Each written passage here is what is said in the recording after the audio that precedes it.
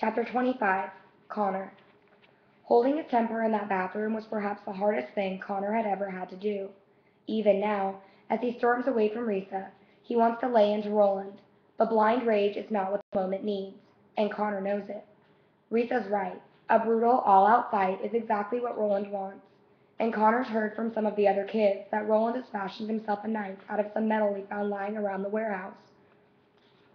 If Connor launches at him with the rage of swinging fists, Roland will find a way to end it with a single deadly thrust, and he'll be able to get away with it, claiming it was self-defense.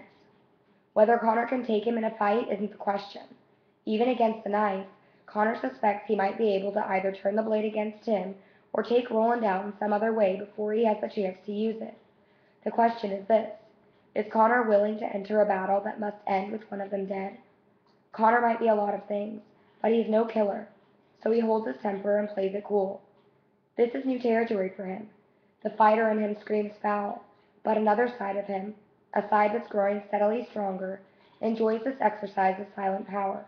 And it is power, because Roland now behaves exactly the way he and Risa want him to. Connor sees Roland offer his dessert to Risa that night as an apology. She doesn't accept it, of course, but it doesn't change the fact that he offered it.